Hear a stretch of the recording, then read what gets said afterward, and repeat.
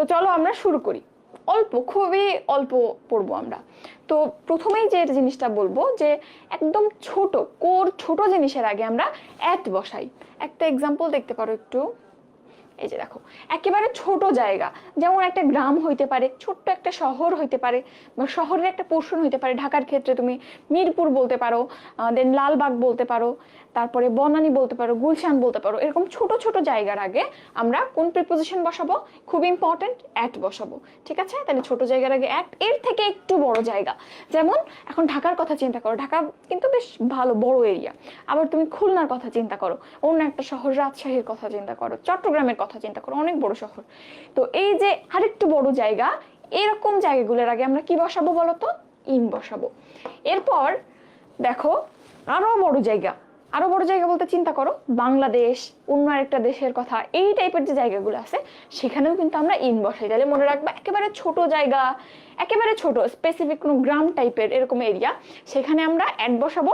এর থেকে একটু বড় বাট একেবারে পুরো পৃথিবীকে বোঝাচ্ছে না, দেশ হইতে পারে, মহাদেশ হইতে পারে, সেক্ষেত্রে আমরা কি বসাবো? ইন বসাবো। এরপর এই সবগুলোকে যে ধারণ করতেছে সে পৃথিবী, আর্থ যে শব্দটা, আর্থের আগে কিন্তু অলওয়েজ অন বসে এবং এটা বেশ গুরুত্বপূর্ণ।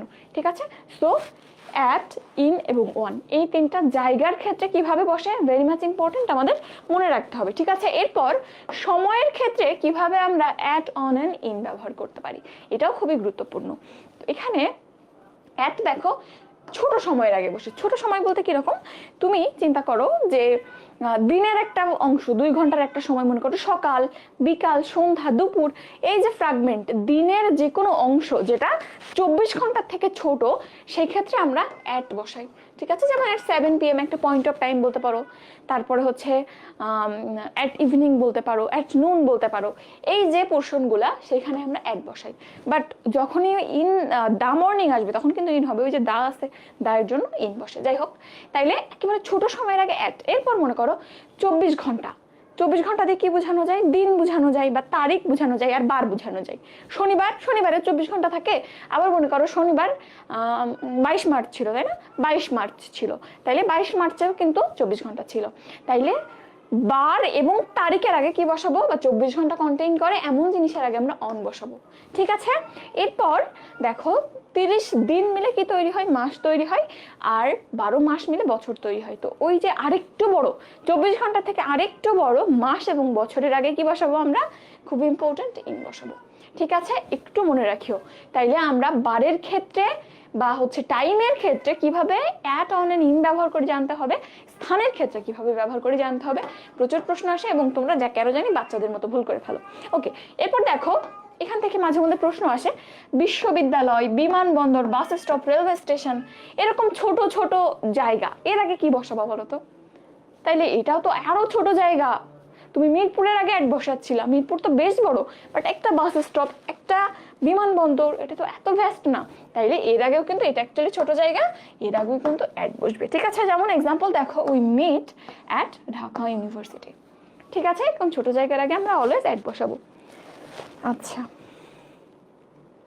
না কেউ নাই, আমরাই ক্লাস করব, আমরাই দেখবো, বুঝছো? যে কয়জন আছে থাক, প্যারা নাই, যাদের দরকার তারা দেখিও। আবার ইউটিউবে আপলোড দিলে দেখবা যে অনেক লোকজন দেখতেছে, ফেসবুকে জানি না কি প্রবলেম হয় তোমাদের।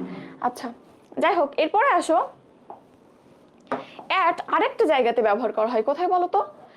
দেখো, তাপমাত্রা, গতি, হার, মূল্য বা দাম, এই জিনিসগুলোর আগে কিন্তু আমরা অ্যাট বসাই। যেমন আমি যদি বলি যে আমরা 60 কিলোমিটার/আওয়ার গতিতে চলছি, তাইলে উই রান অ্যাট 70 বা 60 কিলোমিটার/আওয়ার, ওখানে অ্যাট বসে। তারপর তাপমাত্রার ক্ষেত্রে দেখো, water freezes at 0 degree Celsius. So কোনো একটা ইউনিট, কোনো কিছুর মান বুঝাইতে আমরা অ্যাট বসাই। যেমন তাপমাত্রা, এখানে নিশ্চয়ই একটা মান আসবে, গতি একটা মান আসবে, হার এখানে একটা সংখ্যা আসবে, মূল্য বা দাম এখানেও সংখ্যা আসবে। তো যে কোনো সংখ্যা আগে সংখ্যা নির্দেশ করতে আমরা অ্যাট বসাই। ঠিক আছে, ওকে, এরপর আসো, আচ্ছা, এরপর এটা তো আমরা দেখেছি, ইন বড় স্থানের পূর্বে বসে। আচ্ছা, এরপর হচ্ছে ইনের আরেকটা ব্যবহার আছে, সেটা হচ্ছে ইন মানে মধ্যে। ইন শব্দের অর্থ কি? মধ্যে। মধ্যে এবং এ দুইটা অর্থ দেয়। তো যখন মধ্যে অর্থ দিবে তখন কিন্তু কোনো একটা এরিয়ার মধ্যে কেউ আছে বা কোনো একটা জিনিস আছে এরকম বোঝাইতে কিন্তু ইন ব্যবহার করা যায়। তাহলে কোনো কিছু সীমানার মধ্যে বোঝাইতে মধ্য অর্থে ইন ব্যবহার করা হয়। যেমন Ariana must be in this area, Ariana অবশ্যই এই এরিয়ার মধ্যে থাকবে। ইন মানে মধ্যে অর্থে এটা ব্যবহার করি আমরা। আরেকটা আছে তে এ ইয়র অর্থ দেয় কিন্তু ইন, তাই না? সেই ক্ষেত্রে যদি কারো পরিদেহ পোশাক বোঝায় সেক্ষেত্রেও ইন ব্যবহার করা যায়। কিরকম? The young woman was dressed in rare silk, ঠিক আছে, বা রেড সিল্ক। তাইলে ইয়ং ওম্যানের ড্রেসটা কি ছিল? সিল্কের ছিল, রেড সিল্ক। তো এজন্য পরিদেহ পোশাক বোঝাইতেও আমরা ইন ব্যবহার করি। সিল্কের কাপড়ে এ প্রত্যয় আসলে আমরা ইন ব্যবহার করি, ঠিক আছে। যদিও লাস্টেরটা বেশি ইম্পর্টেন্ট না, এরপরে আবার শাড়ির ক্ষেত্রে আরেকটা অন দেখবা। আচ্ছা, এরপর আসো পাশে বুঝাইতে কিন্তু বাই ব্যবহার করা হয়। পাশে দুইটা জিনিস পাশে অর্থ দেয়। একটা হচ্ছে বিসাইড, বিসাইড মানে পাশে হয়, আবার বাই মানেও কিন্তু পাশে হয়, ঠিক আছে, বাই মানেও পাশে হয়। তো স্ট্যান্ডার্ড ভাবে বা স্ট্যান্ডার্ড ইংলিশে আমরা অ্যাকচুয়ালি বাইটাকেই পাশে অর্থে ব্যবহার করি। যেমন হি স্যাট বাই মি, অর্থ কি? সে আমার পাশে বসেছিল। ওকে, বাইটা একটু দেখবা। বাইয়ের আরেকটা খুবই ইম্পর্টেন্ট উদাহরণ আছে যেটা সব পরীক্ষাতেই লাগে। সেটা কি? সময় বুঝাইতে বাই ব্যবহার করা হয়। কিরকম? আমরা একটা প্রশ্ন করতে পারি না, what is the time by your watch, মানে তোমার ঘড়ির দ্বারা এখন কয়টা বাজে? না, what is the time in your watch, এই অর্থে কিন্তু আমরা বাই ব্যবহার করি, ঠিক আছে। তো সময় নির্দেশ করতে আমরা কিন্তু অনুসারে বুঝাইতে অনুসার হিসেবে বাই ওয়ার্ডটা ইউজ করতে পারি, ঠিক আছে। জাস্ট এক্সাম্পল মনে রাখবা, এত হাবিজাবি মনে রাখার দরকার নেই, কারণ অ্যাকচুয়ালি ওই একটা জিনিসে ঘুরে ফিরে আসে। What is the time by your watch, এখানে বাই কিসের অর্থ দিচ্ছে? বাই বলতে বোঝাচ্ছে হচ্ছে তোমার ঘড়িতে কয়টা বাজে, তোমার ঘড়ি অনুসারে, অ্যাকর্ডিং টু ইউর ওয়াচ, ঠিক আছে। তুমি একটু অ্যারো দিয়ে লিখে রাখতে পারো, by is equal according to, ঠিক আছে, এইটা চাইলে লিখে রাখতে পারো। ওকে, আসা কিন্তু এই জিনিসটা কিন্তু আসবে একটু পরেই, যখন কোশ্চেন দেখবা দেখবা যে মেডিকেলের মধ্যে চলে আসছে এই প্রশ্নটা। ওকে, এরপর এই জিনিসটা খুবই ইম্পর্টেন্ট যে যাতায়াতের মাধ্যম বুঝাইতে বাই ব্যবহার করা হয়। তুমি কোন যানবাহন দ্বারা গেলা, দ্বারা অর্থে বাই আসবে। তাইলে যাতায়াতের মাধ্যম বুঝাইতে আমরা বাই ব্যবহার করতে পারি। যেমন এখানে কি এক্সাম্পল আছে? We can go there by land, we can go there by bus, we can go there by train. তাইলে যে কোনো যাতায়াতের মাধ্যম, সেটা প্লেন, ট্রেন, বোট, ল্যান্ড অর্থাৎ স্থলপথে, এই টাইপের মাধ্যম বুঝাইতে আমরা কি করি? আমরা কিন্তু বাই ব্যবহার করি, ঠিক আছে। ভেহিকেল হইতে পারে এইটা, বা মাধ্যম হয় মাটি দিয়ে, পানি দিয়ে, বা আকাশ দিয়ে, যেমন যাইতেছো। আচ্ছা, আরেকটা হচ্ছে তুমি যখন পায়ে হেঁটে যাবা তখন কিন্তু জিনিসটা ভিন্ন হয়ে যাবে। তো পায়ে হাঁটা বুঝাইতে কিন্তু আমরা অন ফুট ব্যবহার করি। পায়ে হাঁটা অর্থে কি ব্যবহার করি বলতো? On foot. তখন আবার বাই ফুট বলিও না, এটা কিন্তু ঝামেলা লাগে। ওয়ান ফুট মানে পায়ে হেঁটে চলাচল করা, ঠিক আছে, এটা দেখবা। আচ্ছা, ওয়ালাইকুম আসসালাম, কয়জন আসো? আচ্ছা, যে কয়জন আসো আসো, আসো। এরপরেরটা আমরা একটু দেখি। অনেক সময় দেখবা যে বাইটা আরো অনেক জায়গায় অ্যাটিপিক্যালি, আসলে বাই ওয়ার্ডটা এত ভিন্নভাবে বিভিন্ন জায়গায় ব্যবহার করা হয়। দেখো, আমরা অনেক সময় বাই দিয়ে কি অর্থ বুঝাইতে পারি? যে কারো তুমি কান ধরে টানলা, তখন আমরা বলবো we pulled him by the ear, কান দ্বারা টানছি, ঠিক আছে। তো ওই অর্থেই কিন্তু অনেক সময় বাই ব্যবহার করা হয়। এটা একটু দেখো, কোনো কিছুর অংশ ধরে বুঝাইতে আমরা বাই ব্যবহার করি। এটা খুবই অ্যাটিপিক্যাল এবং স্ট্যান্ডার্ড ইংলিশ কিন্তু এটা, ঠিক আছে। যেমন we hid our boat in the bushes and set a camp in the river. আচ্ছা, এটা পাথ গেছে। আচ্ছা, এখানে এক্সাম্পল হইতে পারে যে we pulled him by the ear. ওই এক্সাম্পলটা একটু লিখে, আরেকটা জিনিস আছে শেখার, তার আমরা কান ধরে টেনে আনলাম, we pulled him by the, আচ্ছা ইয়ার না বলে হ্যান্ড বলি, হাত ধরে টানলাম, কান ধরা ভালো কাজ না। আচ্ছা, তাইলে এরকম ক্ষেত্রে কিন্তু কোনো কিছু ধরে, সেটা জামা হইতে পারে, কান হইতে পারে, হাত হইতে পারে, মাথার চুল হইতে পারে, কোনো কিছু ধরে হ্যাচকা টান অর্থে আমরা বাই ব্যবহার করি। এবং এখানে দেখো বাই দ্য হ্যান্ড কেন হইলো? এই দাটা কিন্তু হিজ বা হার অর্থে, পজিটিভ অর্থে ব্যবহার করা হয়। এটা একটু দেখি, অনেক সময় প্রশ্ন আসে যে এখানে যে দা, এটা কার রিপ্লেসমেন্টে ব্যবহার করা হচ্ছে? এটা পজিটিভের রিপ্লেসমেন্টে। হিজ, যেহেতু হিজ আছে, হিম আছে, এই জন্য হিজের রিপ্লেসমেন্টে, যদি এখানে ফিমেল কেউ থাকতো হারের রিপ্লেসমেন্টে বসতো। এই জিনিসটা একটু দেখবা। আচ্ছা, এরপর আসো, এখানে এক্সাম্পল দু একটা উল্টাপাল্টা হয়েছে। আচ্ছা, এরপর এই জিনিসটা খুবই ইম্পর্টেন্ট, অ্যাক্রস শব্দটা কখন ব্যবহার করা হয় মনে রাখবা। অ্যাক্রস শব্দটা আড়াআড়ি বুঝায়, আড়াআড়ি। যেমন এই একটা রাস্তা চলে গেছে, তুমি রাস্তার এক সাইড থেকে অপোজিট সাইডে চলে যাচ্ছ, তাহলে রাস্তা যে বরাবর গেছে তার আড়াআড়ি কিন্তু তুমি চলে যাচ্ছ লম্ব বরাবর। তো লম্ব বরাবর গতিশীলতা বুঝাইতে কিন্তু আমরা অ্যাক্রস ব্যবহার করি। প্রথম এইটা ভেরি মাচ ইম্পর্টেন্ট। কোনো কিছুর এক পাশ থেকে অন্য পাশে, যেমন নদী হইতে পারে, সেটা রাস্তা হইতে পারে, মাঠ হইতে পারে, যদি আড়াআড়ি চলে যাও প্রস্থ বরাবর বা লম্ব বরাবর, সেই ক্ষেত্রে অ্যাক্রস ব্যবহার করা হয়। যেমন হি সোয়াম অ্যাক্রস দ্য রিভার, অর্থাৎ নদীটা হয়তো এরকম ছিল, ও এই প্রান্ত থেকে এরকম ভাবে সাঁতার কেটে চলে গেছিল। ঠিক আছে, এই একটা গতিশীলতা। আর যদি এমন হয় যে সে এইভাবে সাঁতার কাটতেছে, জাস্ট এই পাড় বরাবর সাঁতার কাটতেছে বা নদীর পাড় দিয়ে এভাবে করে হেঁটে যাচ্ছে, সেই ক্ষেত্রে কি অ্যাক্রস ব্যবহার করা হবে? না। কোনো কিছু বরাবর গতিশীলতা, অর্থাৎ সমান্তরাল গতিশীলতা, নদী যেদিকে গেছে আমিও সেদিকে হাঁটতেছি বা সাঁতার কাটতেছি, এরকম সমান্তরাল গতিশীলতা বুঝাইতে অ্যালং ব্যবহার করা হয়। কি ব্যবহার করা হয়? অ্যালং। এটা একটু পরেই আসবে। তাহলে অ্যাক্রস আড়াআড়ি গতি এবং অ্যালং বরাবর গতি। ওকে, এরপর দেখো এটাও দেখতে পারো, এক পাশ থেকে অন্য পাশে বুঝাইতেও অ্যাক্রস ব্যবহার করা হয়, যে they are building a new bridge across the river, অর্থাৎ তারা নদীর উপর দিয়ে একটা ব্রিজ নির্মাণ করতেছে। ব্রিজটা কিরকম হবে? এই মনে করো নদী এই সাইড থেকে শুরু হয়ে ওই সাইডে যেয়ে শেষ হবে, তাইলে এখানে দেখো তো আড়াআড়ি চলে যাচ্ছে, এই জন্য অ্যাক্রস হবে। আচ্ছা, এরপরে ওপারে বুঝাইতে এরকম গতিশীলতা না, বা কেউ যাচ্ছে না, ব্রিজ তৈরি করছে না, জাস্ট তুমি এখানে দাঁড়াই আসো, এটা মনে করো একটা রাস্তা, এই পাশে একটা টেলিফোন বুথ আছে বা একটা এটিএম বুথ আছে, তুমি বলতেছো the booth is across the road, অর্থাৎ বুথটা রাস্তার ওই পারে। তাহলে এরকম আড়াআড়ি অপোজিট পাশে অবস্থান বুঝাইতেও কিন্তু আমরা অ্যাক্রস ব্যবহার করি। আচ্ছা, আর আরেকটা অ্যাক্রস আছে, এটা সবাই জানো, যে আমরা সারা বিশ্বে বোঝাইতে অ্যাক্রস দ্য ওয়ার্ল্ড ফ্রেজটা ইউজ করি। সো অ্যাক্রস বোঝাইতে সারা বিশ্বে বোঝানো হয়। ঠিক আছে, তো এটা একটু দেখিও, English is spoken across the world, এটা তুমি ফ্রেজটার সাথে পরিচিত, একটু দেখবা। ওকে, আচ্ছা, এরপর দেখো থ্রু কখন ব্যবহার করা হয়। থ্রু, তো নদী ক্রস করে গেলে অ্যাক্রস হচ্ছিল, আবার বরাবর গেলে অ্যালং হচ্ছিল। যদি ঘটনা এমন ঘটে, নদী টদী না, মনে করো এই একটা মাঠ, তো তুমি মাঠের মধ্য দিয়ে এমনি চলে গেলা, তুমি বুঝতে পারছো না এটা দৈর্ঘ্য বরাবর নাকি প্রস্থ বরাবর।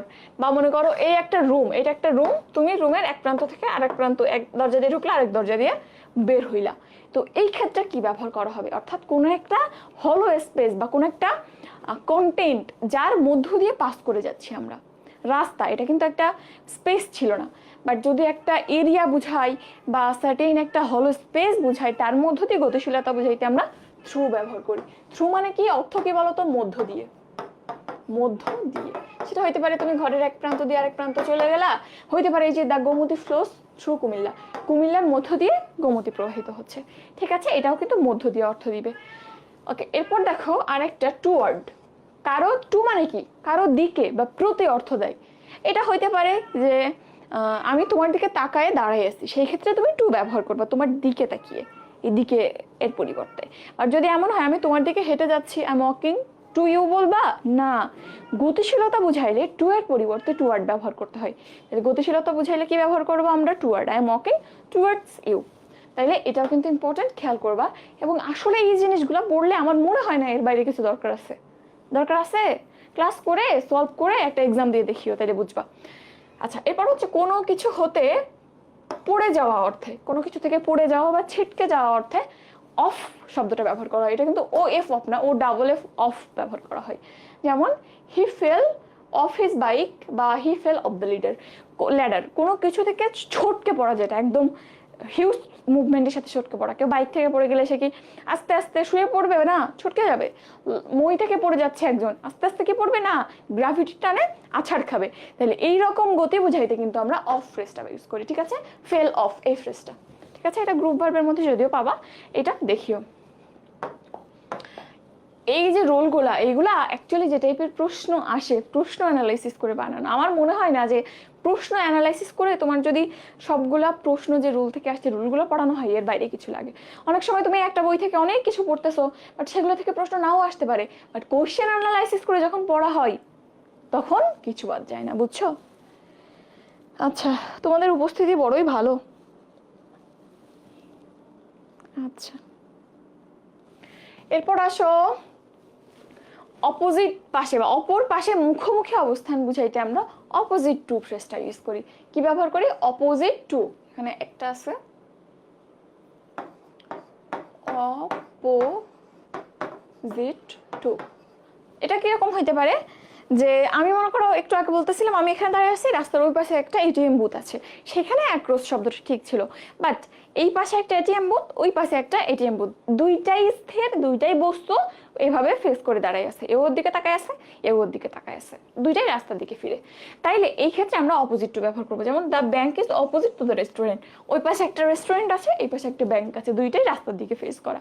ঠিক আছে, এরপর আসো নিয়ার শব্দটা কখন ব্যবহার করা হয় নিশ্চয়ই জানো। নিয়ার মানে কাছে, কোনো কিছু নিকটে অর্থে নিয়ার ব্যবহার করা হয়। I live near my office, আমি আমার অফিসের কাছে বাস করি। তো এটা তো ইজি, পারবা। আচ্ছা, এরপর বিয়ন্ড। বিয়ন্ড শব্দটা কিন্তু খুব ইম্পর্টেন্ট। বিয়ন্ড বলতে সীমা বুঝায়, সীমা, সীমা, এবং এটা আসলে সীমার বাইরে নেগেটিভ অর্থ দেয়। সেলডম, রেয়ারলি, এই শব্দগুলো যেমন নেগেটিভ অর্থ দেয়, বিয়ন্ড শব্দটা নেগেটিভ অর্থ দেয়। ঠিক আছে, সীমার বাইরে অর্থ দেয়। দেখো, the dog jumped over the wall and went beyond our reach. Beyond our reach এটা খুবই কমন একটা ফ্রেজ, যে আমাদের ধরাছোঁয়ার বাইরে চলে গেল। আমরা বলি না যে এই কাজটা তোমার ধরাছোঁয়ার বাইরে, তোমার বুঝার বাইরে। তো এই যে ধরাছোঁয়ার বাইরে বা তোমার আয়ত্তের বাইরে, এইটা বুঝাইতে কিন্তু আমরা বিয়ন্ড শব্দটা ইউজ করি, এবং এটাও খুব কমনলি পাবা। ঠিক আছে, এরপর আসো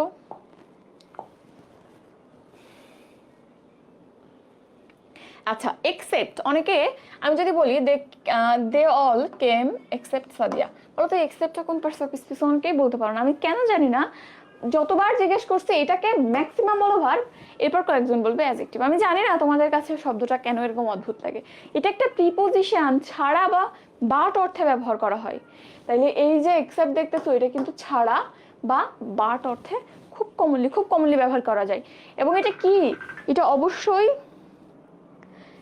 আচ্ছা ঠিক আছে, আচ্ছা এটা অবশ্যই প্রিপোজিশন। প্রিপোজিশন ছাড়া হওয়ার কিছু নাই। তো দেখো, নাউন বা নাউনের আগে বসছে, সেন্টেন্সের অন্য অংশের সাথে সম্পর্ক নির্দেশ করতেছে। ঠিক আছে, অবশ্যই এটা কিন্তু কি হবে, এটা অবশ্যই প্রিপোজিশন হবে। আচ্ছা ঠিক আছে, এখন ঠিক আছে, স্টুডেন্টের উপস্থিতি বড়ই চমৎকার। আচ্ছা, এরপর দেখো, এটা সবাই জানো যে দুই বস্তুর মধ্যে বা দুইজনের মধ্যে ভাগ করা বুঝাইতে বিটুইন ব্যবহার করা হয়, এবং দুইয়ের অধিক হইলে এমন ব্যবহার করা হয়।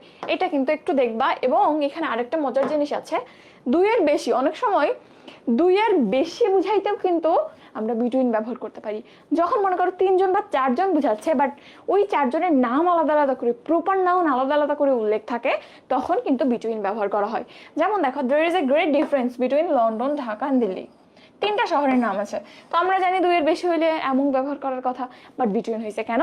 কারণ প্রপার ফর্মটা উল্লেখ আছে 3টা শহরের। তাহলে যদি প্রপার ফর্ম উল্লেখ থাকে, সেটা দুইয়ের বেশি হোক বা যতই হোক, সংখ্যা ডাজন্ট ম্যাটার, এখানটাতে আমরা বিটুইন বসাবো। ঠিক আছে, প্রপার ফর্মটা উল্লেখ থাকলে। তাহলে দুই বা একাধিক বুঝাইলেও যদি সেখানে প্রপার ফর্মটা থাকে, আমরা কিন্তু সেখানটাতে বিটুইন বসাবো। ওকে, এরপর কালেকটিভ নাউনের পূর্বে এমন বসবে কেন? কালেকটিভ নাউন তো এমনিতেই দুইয়ের থেকে অনেক বেশি, অনেক সংখ্যা বুঝে একসাথে, তো এই জন্য কালেকটিভ নাউনের সাথে কি বসবে? এমন বসবে। এটাও দেখবা। He was standing among a crowd of children. এমন আ ক্রাউড অফ চিলড্রেন, এখানে কিন্তু দুইয়ের অধিক বাচ্চা আছে অবশ্যই। আচ্ছা, এরপর এটাও খুব ইম্পর্টেন্ট, পিরিয়ড অফ টাইমের পূর্বে কি বসে এবং পয়েন্ট অফ টাইমের পূর্বে কি বসে। প্রেজেন্ট পারফেক্ট কন্টিনিউয়াস টেন্সের ক্ষেত্রে এটা জানা খুবই গুরুত্বপূর্ণ। পয়েন্ট অফ টাইম মানে কি? একটা সময় যখন শুরু হয়েছিল, সেটা হইতে পারে সন্ধ্যা 7টা বা সন্ধ্যা বা বিকাল, তুমি জাস্ট কখন শুরু হয়েছিল শুরুর একটা টাইম বলছে, বাট কতক্ষণ ধরে হচ্ছে, 2 ঘন্টা 3 ঘন্টা এরকম বলে নাই। তাহলে পয়েন্ট অফ টাইম, পয়েন্ট মানে একটা ফোঁটা। তাইলে ফোঁটা কোনটা? ফোঁটা জিনিসটা হচ্ছে যে সময়টাতে শুরু হয়েছিল, সকাল, ওটা একটা পয়েন্ট, একটা মোমেন্ট। তাইলে ওই মোমেন্টটা, সেটা হইতে পারে সকাল 9টা বলতে পারে তোমাকে। তাইলে যখন এরকম পয়েন্ট অফ টাইম উল্লেখ থাকে, সেই ক্ষেত্রে আমরা কি বসাই বলো তো? পয়েন্ট অফ টাইমের পূর্বে সিন্স বসে। তাহলে বুঝছো পয়েন্ট অফ টাইম কি জিনিস। আর পিরিয়ড অফ টাইম মানে কি? পিরিয়ড মানে সীমা বুঝায়, অর্থাৎ সেটা হইতে পারে 2 আওয়ার্স, তারপরে হইতে পারে 2 ডেজ, অর্থাৎ তুমি বিস্তৃতি, বুঝতে পারছো কখন শুরু হয়েছে তুমি জানো না, বাট কতক্ষণ ধরে কাজটা হচ্ছে সেটা জানো। সেই ক্ষেত্রে কিন্তু আমরা কি বসাবো? ফর বসাবো। Very much important. তাহলে পয়েন্ট অফ টাইম জাস্ট সূচনার সময়টা বলছে, একটা মোমেন্ট, সেই ক্ষেত্রে আমরা সেন্স বসাচ্ছি। পিরিয়ড অফ টাইম কতক্ষণ ধরে কাজটা চলছে সেইটা বুঝাচ্ছে, সেইখানে কি বসাবো আমরা? সেখানে ফর বসাবো। Very much important. ওকে, এরপর এখান থেকেও খুব কমনলি প্রশ্ন আসে যে দিনের পর দিন, ঘন্টার পর ঘন্টা, এরকম বুঝাইতে আমরা কি ব্যবহার করব? আওয়ার্স, আফটার আওয়ার্স এরকম ব্যবহার করলে কি ঘন্টার পর ঘন্টা অর্থ দিবে? না, জাস্ট তুমি দিনের পর দিন বললে ফর ডেজ। বোর্ড হ্যাং করছে, কি করব বলো, বোর্ডের এমন অবস্থা।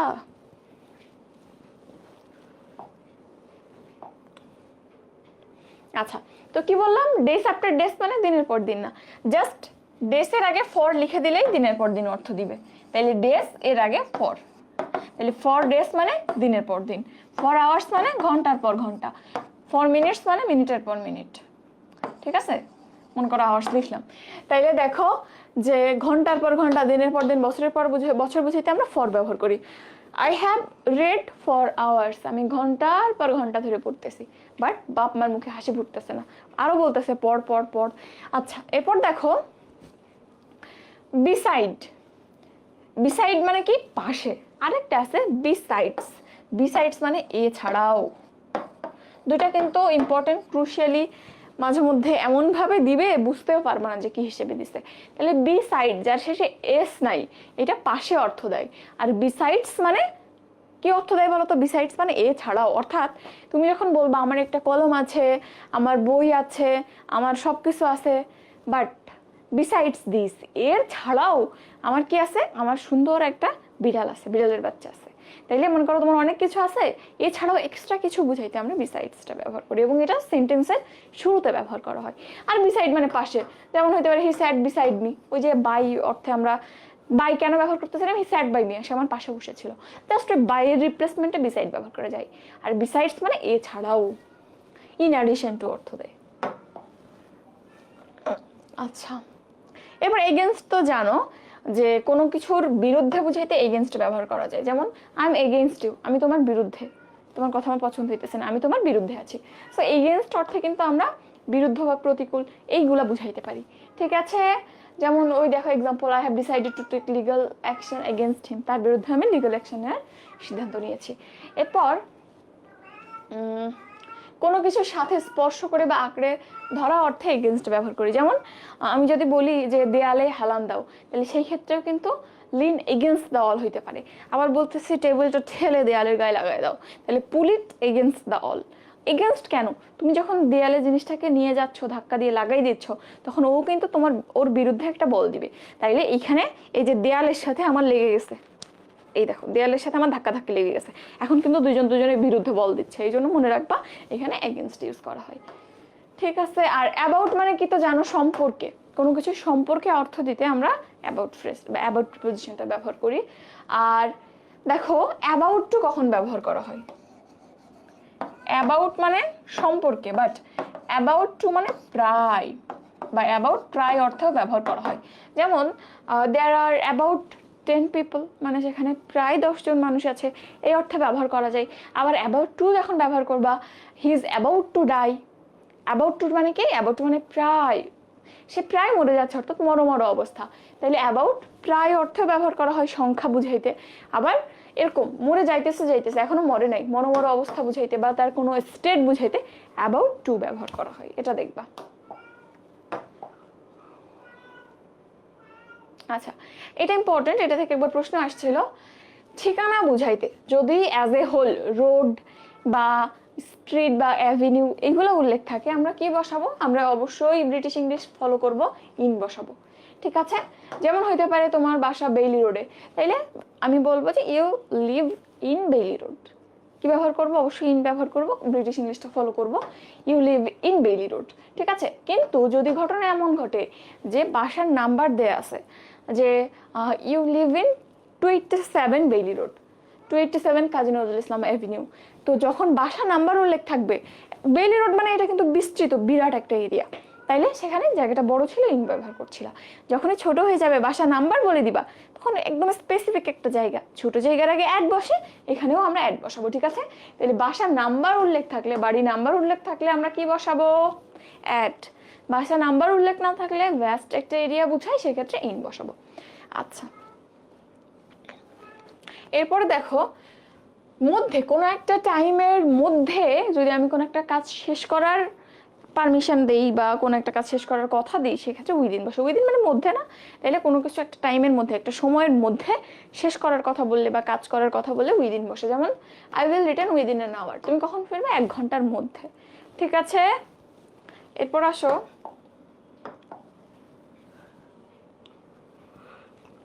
এটা একটু দেখবা। সাধারণত সময়ের আগে আমরা ইন বসাই, সরি অ্যাট বসাই। আরেকটা আছে অন, এটা নিয়ে একটু ঝামেলা যদিও আছে। তো এক্সাক্ট টাইমের আগে আমরা সাধারণত অ্যাট বসাই, যেমন the meeting starts at 3, meeting 3টার সময় শুরু হবে।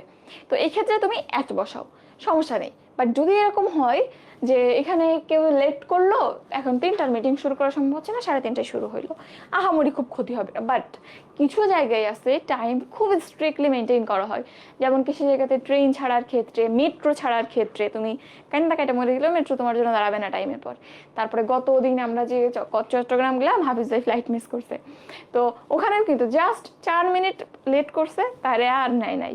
তাইলে এই যে জায়গাগুলা খুব স্ট্রিক্টলি টাইম মেনটেন করা হয়, সেখানে এরকম পয়েন্ট অফ টাইম বুঝাইতে আমরা অন ব্যবহার করি। ঠিক আছে, তাইলে অন কখন ব্যবহার করা হয়? খুবই এক্স্যাক্ট এন্ড পয়েন্ট অফ টাইমের ক্ষেত্রে। আর অ্যাট অ্যাজ এ হোল আমরা স্থির একটা টাইম যখন স্থির করি, যেমন ক্লাসের টাইম 10টায়, হ্যাঁ 10টা 10 বেজে যায় আস্তে আস্তে, এই ক্ষেত্রে আমরা অ্যাট ব্যবহার করি। আচ্ছা, এরপর এই যে জিনিসটা আছে তোমাদের যে এত প্যারা লাগে, তো এটা মাস্টার থেকে আমি নিয়েছি, এবং এটা আসলে অক্সফোর্ড ইংলিশ ডিকশনারি যেটা, তার রেফারেন্সে লেখা। এমন না যে জাহাঙ্গীর আলম স্যার নিজের মতো করে বলে দিছে জিনিসটা। সো এটা যেহেতু ভালো একটা সোর্সের, জিনিসটা মনে রাখবা, কারণ এই প্রশ্ন নিয়ে প্রত্যেকেরই ঝামেলা লাগে। কখন ওভার দ্য ফোন ব্যবহার করা হয়, কখন অন দ্য ফোন ব্যবহার করা হয়, তারপরে কখন বাই ফোন ব্যবহার করা হয়। তো যদি কারোর সাথে কন্টিনিউয়াসলি কথা চলছে, একটা সেন্টেন্স এমন আছে যেখানে বোঝাচ্ছে কেউ একজন কারোর সাথে কথা বলছে, চলতেছে কথা কন্টিনিউয়াস, সেই ক্ষেত্রে অন দ্য ফোন ব্যবহার করা হয়। কি ব্যবহার করা হয়? On the phone. কিন্তু যদি এমন হয় যে আমরা কথা বলতেছি না, সেন্টেন্সটা এরকম বোঝাচ্ছে না যে কথা চলতেছে, বাট বোঝাচ্ছে যে হয়তো কথার মাধ্যমে বা কখনো কথা হয়েছিল বা ফোনে কথা বলতে পছন্দ করে, এরকম কিছু একটা, সেই ক্ষেত্রে যদি ফোনের আগে দা থাকে তাইলে ওভার হয়, যদি দা না থাকে বাই হয়। মনে থাকবে, দা থাকলে ওভার। দেখো, দা যুক্ত হইলো, বড় জিনিস যুক্ত হবে, যেহেতু এর শক্তি বেশি, তার সাথে টিকে থাকার জন্য বড় জিনিস যুক্ত হইলো। এখানে দা নেই দেখা ছোট একটা মানুষ এসে বসে পড়লো। ঠিক আছে, মনে রাখবে, তাহলে কথা চলতেছে এই অর্থে অন, দা বসলে কি ব্যবহার করব? ওভার। যদি দা না থাকে, শুধু ফোন থাকে, বাই। এক্সাম্পল দেখো, I like to do business by phone or over the phone. এখানে যে বোঝাচ্ছে যে আমি ফোনের মাধ্যমে ব্যবসা করতে পছন্দ করি অনলাইনে। তো এখানে কি বোঝাচ্ছে? আমি এখন ফোনে কথা বলতেছি না, এই জন্য আমরা ফার্স্ট রুলে গেছি। আর এখানে দেখো, he has been on the phone to Rita for an hour, সে 1 ঘন্টা যাবত রিতার সাথে কথা বলতেছে। তাইলে কিন্তু এখানে কথা চলতেছে 1 ঘন্টা যাবত, এখনো চলতেছে, এই জন্যই কিন্তু অন ব্যবহার করা হয়েছে, অন দ্য ফোন। ওকে, এরপর আসো এই যে ডায়াগ্রামটা, আশা করি এগুলো সবাই জানো, আশা করি জানো। কিছু বেসিক জিনিস একটু বলি তারপরও। আচ্ছা, কয়জন আছো?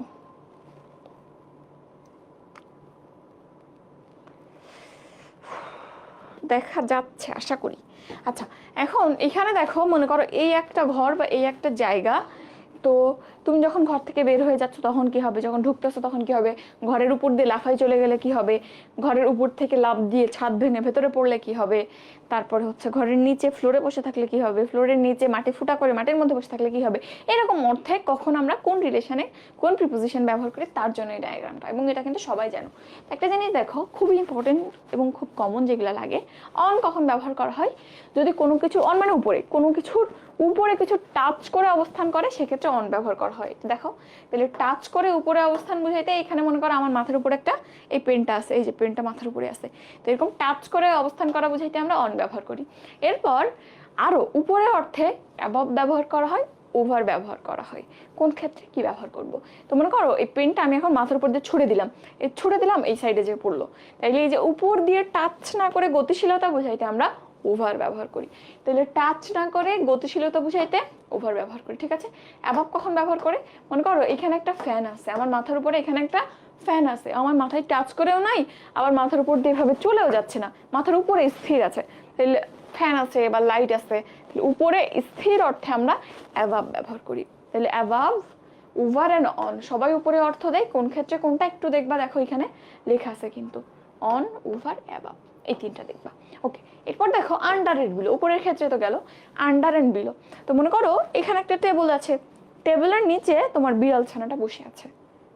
এই ক্ষেত্রে কি ব্যবহার করব? আর একটা কাহিনী হইতে পারে, মনে করো যে টেবিলের নিচে আঠা দিয়ে তুমি একটা কাগজ লাগাই দিছো। অনেক সময় আমরা মিস্টেরিয়াস খেলা টেলা করি না, জিনিসপত্র লুকাই। তো মনে করো একটা জিনিস তোমাকে লুকাইতে দিছে, আঠা দিয়ে টেবিলের নিচে আঠা দিয়ে লাগাই দিছো। তো দুই ক্ষেত্রে কোন ক্ষেত্রে কোনটা অর্থ দিবে? তো দেখো, তল যদি টাচ না করে থাকে, যেমন বিড়ালটা টেবিলের নিচে বসে আছে, ও কি টেবিলের যে নিচের সারফেস তার সাথে লেগেছিল না, তো সেই ক্ষেত্রে আমরা আন্ডার ব্যবহার করি। তাইলে তল স্পর্শ না করে থাকলে আমরা কি ব্যবহার করি? আন্ডার। আর যদি এমন হয় যে যেমন এইখানে এটা মনে করো সেই ঘরটা ছিল ওর নিচে এভাবে লেগে আছে, সেক্ষেত্রে লেগে থাকলে কি হবে? বিলো। আর যদি লেগে না থাকে, লেগে নাই কোনটা, ওই যে বিড়াল ছানাটার ক্ষেত্রে আন্ডার, মনে রাখিও। ওকে, তাইলে এ দুটাই গেল। আর বাই মানে দ্বারা, তুমি জানো, বা বাই মানে পাশে অর্থ দেয়, এখানে পাশে। তো মনে করো তুমি এখানে দাঁড়ায় আসো, তোমার পাশে ওই যে আমার পিসের টেবিলটা আছে, তাইলে এইখানে আমরা পাশে অর্থে বাই ইউজ করতে পারি। ওকে, এরপর আউট অফ মানে বাইরের দিকে গতিশীলতা বোঝায়। যেমন আমি এই রুমের মধ্যে আছি, এখন যদি দরজা খুলে রুম থেকে বের হয়ে যাই, তাইলে এখানে আমি বলতে পারি যে I go out of the room, আমি রুমের বাইরে চলে গেলাম।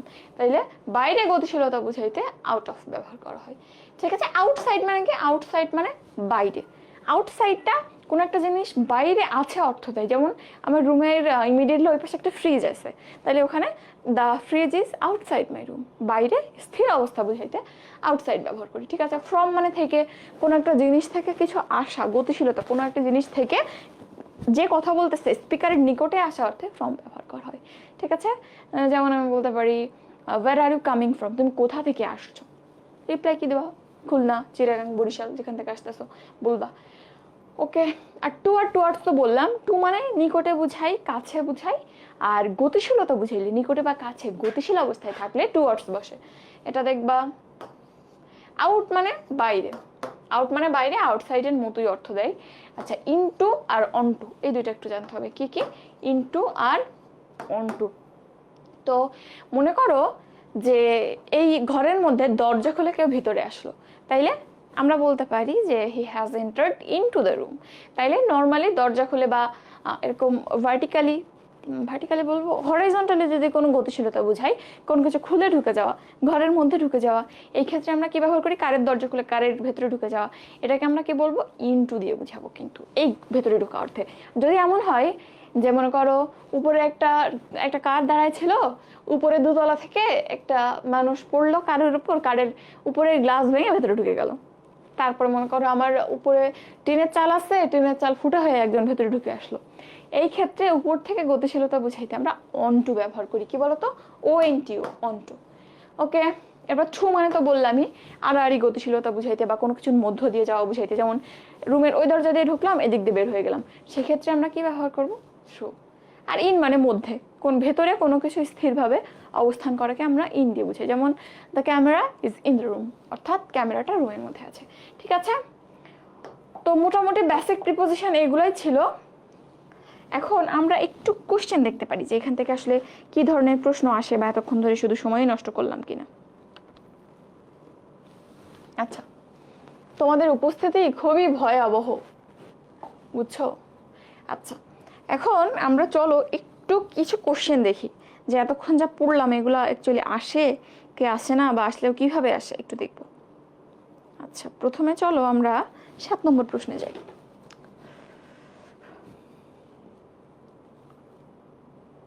Question number 7। দেখো, ওই যে এটা তো ডিরেক্টলি পড়াইছিলাম যে তোমার ঘড়িতে কয়টা বাজে, এখানে ঘড়ি অনুসারে বা অ্যাকর্ডিং টু ইয়ার ওয়াচ অর্থে কিন্তু আমরা বাই ব্যবহার করি।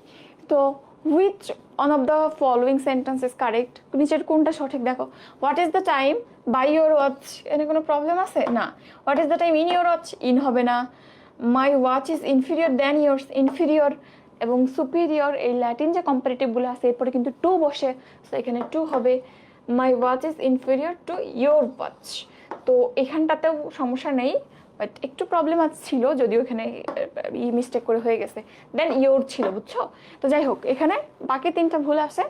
আর প্রিপোজিশন যেহেতু পড়তেছি, প্রিপোজিশনের দিক থেকে কিন্তু সবকিছু পারফেক্ট প্রথম sentence. What is the time? By your watch. আচ্ছা, এরপর 9 নম্বর প্রশ্নে চলো।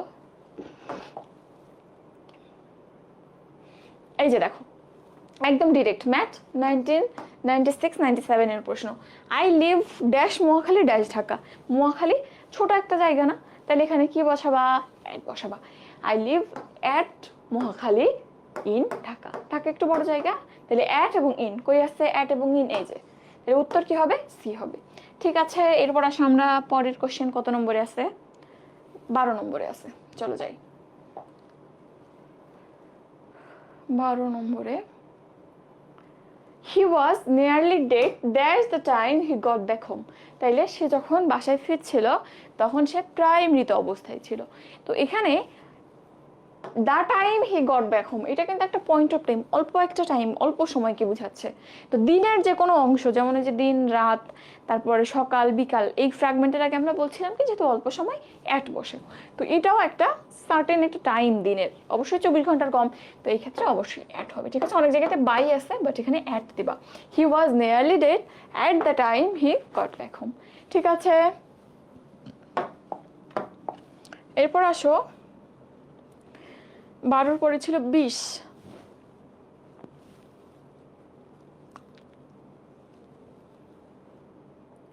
আচ্ছা দেখো, his bones and muscles are too large dashes. তো এটা একটু পরে জানবা তোমরা, অ্যাপ্রোপ্রিয়েটের মধ্যেও দেখবা টু মাঝখানে একটা অ্যাডজেক্টিভ, তারপর too, too dash dash to. Too dash dash to actually negative অর্থে ব্যবহার করা হয়, নেগেটিভ অর্থে। তো এখানে টু ড্যাশ ড্যাশ টুই হবে। দেখো, his bone and muscles are too large to his age, এভাবে বলতে পারো, বা এখানে টু নাই। তো যেহেতু টু নাই, তো সেই ক্ষেত্রে আমরা কি ব্যবহার করব? দেখো, বাই হিজ এজ যদি বলি, তার বয়সের দ্বারা তার বোন এবং মাসল বেশি বড়, অর্থ দিচ্ছে না। ইন হিজ এজ, তার বয়সে তার মাসল এবং বোন বড়, এটা কিন্তু ওরকম কোনো ভাবার্থ দিচ্ছে না, যদিও আমরা একটা অর্থ পাচ্ছি, শাব্দিক অর্থ।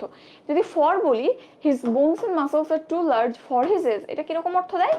যে তার বয়সের জন্য অ্যাকচুয়ালি তার বোন এবং মাসলগুলো মনে হচ্ছে বেশি গ্রোথ হয়ে গেছে, অর্থাৎ তার যে বয়স সে তুলনায় তার বয়সের জন্য যেমন হওয়ার কথা ছিল তার থেকে বেশি লার্জ হয়ে গেছে, গ্রোথ বেশি। তাহলে এখানে কিন্তু অ্যাকচুয়ালি ফর হবে, বুঝছো?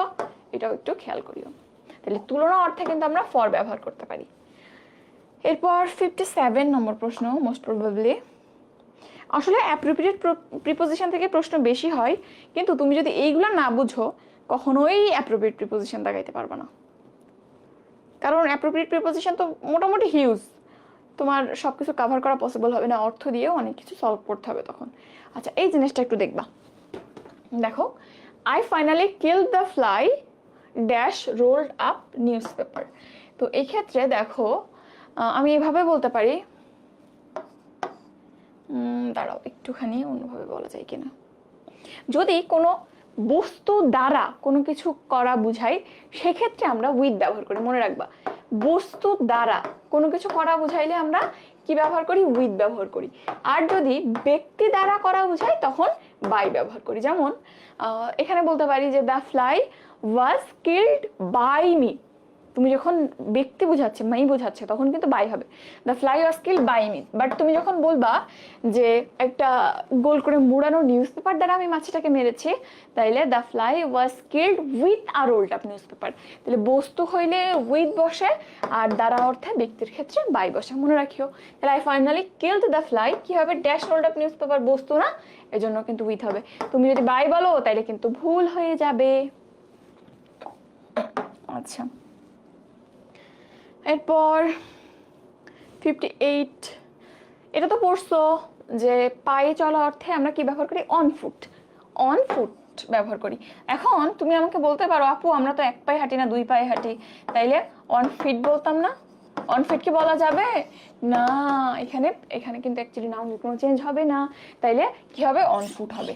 পায়ে ভ্রমণ করার অর্থে অলওয়েজ অন ফুট হবে। কি দেখছে? She went to new market dash, অবশ্যই অন ফুট, এ হবে উত্তর।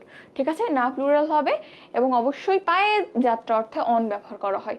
আর কোনো মাধ্যম অর্থে বা ভেহিকেল অর্থে আমরা কিন্তু কি ব্যবহার করছিলাম? বাই ব্যবহার করছিলাম। আচ্ছা, এরপর আরেকটা দেখতে পারো, এই যে এটা দেখতে পারো, I spend some time sitting dash my ailing mother besides also as well as. তো এখানে যে বিসাইড বলো, I spend some time sitting beside my ailing mother, মায়ের পাশে বসে আমি সময় কাটিয়েছিলাম, হবে। বিসাইডস বললে কি হবে, বিসাইডস আরও বা ইন অ্যাডিশন টু অর্থ দেয়, সো এখানে কিন্তু বিসাইডস হবে না। Also I spend some time sitting also my ailing mother অর্থ দিচ্ছে না। I spend some time sitting as well as my ailing mother, না, অ্যাজ ওয়েল অ্যাজ সাধারণত দুইটা নাউনকে যুক্ত করে, এভাবে ব্যবহার করা হয় না। তাহলে উত্তর কিন্তু এই হবে, আর কিছু হওয়ার সুযোগ নেই। আচ্ছা, এরপর আসো, এটাও একটু দেখবা যে উপাদানে তৈরি করা অর্থে, উপাদানে তৈরি বা কোনো কিছু দ্বারা তৈরি অর্থে মেকের পরে অফও ব্যবহার করা হয়, আবার ফ্রমও ব্যবহার করা হয়। যে উপাদান দিয়ে তৈরি, ওই উপাদানটা যদি তুমি বুঝতে পারো, দেখতে পাও বস্তুর মধ্যে, যেমন মনে করো একটা বিল্ডিং ইট দিয়ে বানানো, তুমি তাকাইলেই কিন্তু বুঝতে পারবা যে বিল্ডিংটা ইট দিয়ে বানানো, তো সেই ক্ষেত্রে উপাদানটা দেখতে পাচ্ছ, সেই ক্ষেত্রে বলবা this building is made of bricks. But যদি এমন হয় যে এই যে কাগজ, যে কোনো একটা কাগজের কথাই বলো, এই যে কাগজটা, এই কাগজটা কি দিয়ে বানানো, কাঠ দিয়ে বানানো, তাহলে তুমি কি এখানে কাঠ দেখতে পাচ্ছ না? তাহলে যদি উপাদান না দেখতে পাও, তখন মেডের পরে বা মেকের পরে কি ব্যবহার করা হয়, অবশ্যই ফ্রম ব্যবহার করা হয়, যখন উপাদানটা দেখতে পাচ্ছ না। যেমন this paper is made from would, ঠিক আছে, এই দুইটা একটু দেখবা। তাহলে এখানে কি বলছে, the building is made dash brick, brick দেখতে পাওয়া যায়, উপাদানটা ইনট্যাক্ট থাকে, ইটকে অমনি বসাইছো, ইটকে গুঁড়ো করে পাউডার করো নাই তো, তো এই জন্য এখানে কি হবে, অফ হবে, খেয়াল করিও। ঠিক আছে, দেখছো আসলে কিন্তু বেশ ভালোই প্রশ্ন আছে। বিসিএস দেখলাম আমরা, ম্যাড্রাইট দেখলাম। আচ্ছা, তো মোটামুটি এই পর্যন্তই ছিল, বাকিটা একটু তোমরা প্র্যাকটিস করে নিবা। আমি গতকাল যে লিঙ্কটা দিয়েছিলাম বা তার আগের ক্লাসে যে লিঙ্কটা দিয়েছিলাম, ইউটিউবে যে লিঙ্কটা আছে, সবই একই লিঙ্ক, ওর মধ্যেই সমস্ত ফাইল আপলোড দেওয়া হয়েছে, তোমরা একটু কষ্ট করে ওখান থেকে দেখে নিও, ঠিক আছে। আর এখন আর কারো কোনো প্রশ্ন থাকলে বা কোনো কোয়েরি থাকলে আমাকে জানাও, আমি বলে দিচ্ছি।